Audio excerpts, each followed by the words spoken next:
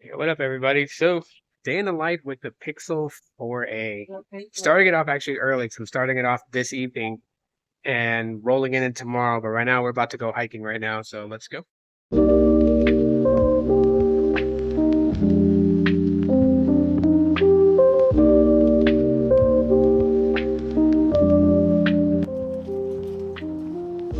vlogging us? Yes, You know, vlog us in our torture of it's not torture, it's health.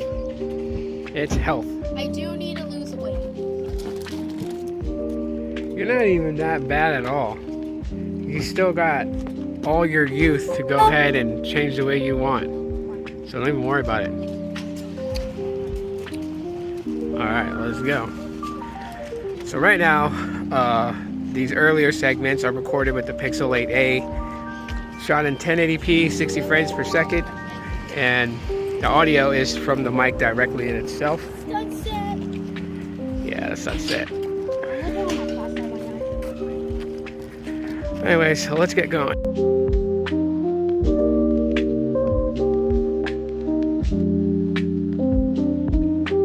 You need a break. No, I'm okay.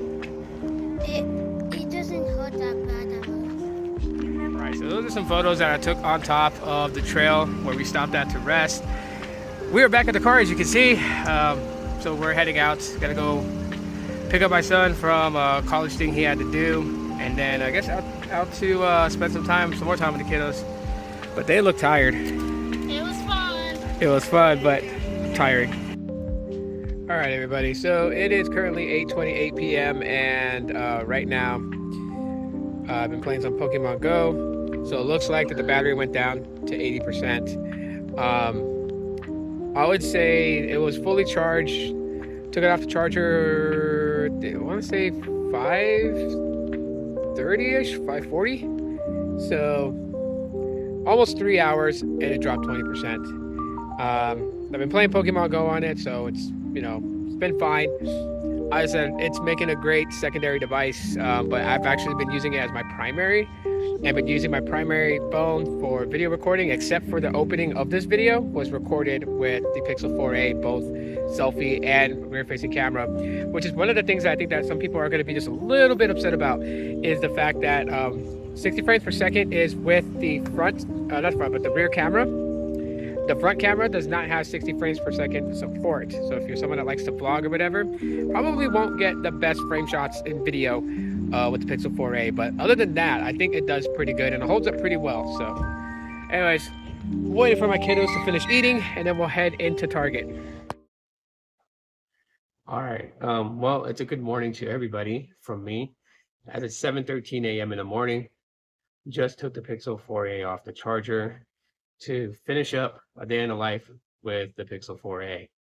What I want to talk about is the display basically at this point, and it's a good display. I'm gonna really focus on the display right now because I feel like that today the one thing that people will complain about with the Pixel 4a happens to be the fact that it's only a 60 hertz refresh display. It's no 90 hertz, no 120. And yes, the Pixel 4s had 90 hertz refresh, but this phone released at a time where it was just mostly flagships that had the higher refresh rate displays. Budget phones really didn't have it yet. Not until about a year later is where you start seeing a lot more budget devices start to have 90 hertz refresh or even 120 hertz refresh. The Pixel 4a stays at 60. However, it is a smooth experience. And even then, if you go into developer options and you turn off animations, it makes it a little bit more quicker, more snappier. But as far as the refresh rate, like the smoothness of it, it won't be at a 90 hertz refresh. So you got to keep that in mind.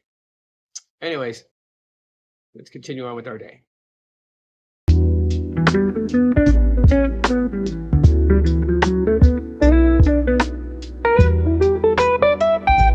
Alright, so let's talk about one cool feature that the Pixel 4a has that devices today don't have, and that's the headphone jack.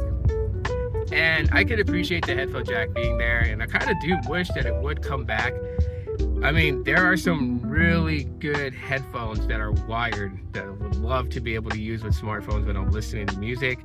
Yes, like, you know, we have a lot of wireless earbuds and, you know, wireless headphones, and they've come a long way from what they were, you know, 7 years ago. But there are some really good headphones, you know, which I like to listen to music, and I like, you know, I like my audio quality to be decent. So like headphones like Nakamichi's, which, you know, I believe that they do have Bluetooth wireless ones, but I still feel like you get the best audio quality from wired headphones. So that's why I feel like that I wish that headphone jacks would come back to smartphones, so I could appreciate the 4A having a headphone jack.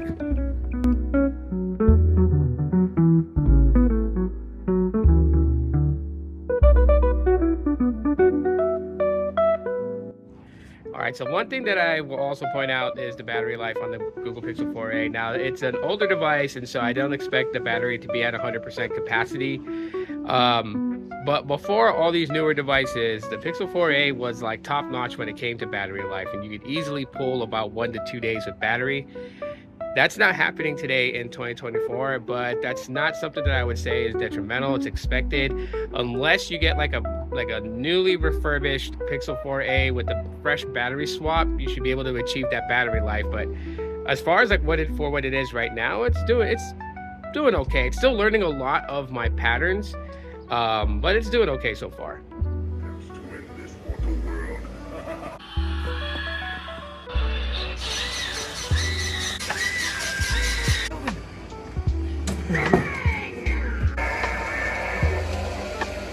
Alright guys, wrapping it up for the Pixel 4a. Yeah, because I got a lot of things to do right now, and I don't really have time to, like, you know, vlog any more clips. But I will say this though, you know, in closing with the Pixel 4a, one of the things, you know, that I feel like that a lot of people kind of want is the pricing that the 4a launched at. You know, $349 was, you know, really affordable.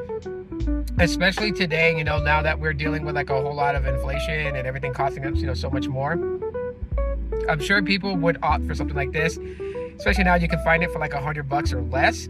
That's a pretty hell of a good deal. You know, and the phone in itself, it's, you know, polycarbonate plastic build. I mean, there's no problem with that at all whatsoever. At least I don't think so. And yeah, it does have a single firing camera sensor on the back, even though it's got that square camera module, but it takes pretty good photos. And video wise, you can get some pretty good video shots with this. The selfie cam would be a different story. I mean, if you're just like grabbing like video clips to like post like on Facebook, Twitter, it'd be fine. But if you're trying to create content with it, you want that 60 frames per second, it's a no-go on the selfie cam. And I would say the size is pretty awesome. You guys know that I like the size of the Pixel 5. I know this one's a little bit more narrower than the Pixel 5, so the Pixel 5 is wider than this. But this is still a pretty good size device, that's what she said. And I would still definitely recommend it today, you know, especially, you know, if you're not all worried about 5G, you're not worried about, you know, all that, you know, you just want a decent phone that you can get on social media for, that you can use to take photos, you know, that's got a pretty good battery life. The Pixel 4a is definitely going to give that to you. And you can find these floating around out there, you know, in the used space for about less than $100. If you want one with a refurbished battery inside of it, so you get that full 100% battery capacity, you definitely can find these for like $120. Just depends where you shop. So yeah, that's pretty much it. Since yesterday till today, my thoughts on the Google Pixel 4a. If you guys have any comments, questions, concerns, emotional outbursts, drop them in the comment section. Don't forget to use my promo code. That'll get you your first month for free on Helium Mobile if you're looking to sign up with them. That's my gift to you guys. Thanks for watching. Talk to you on the next one.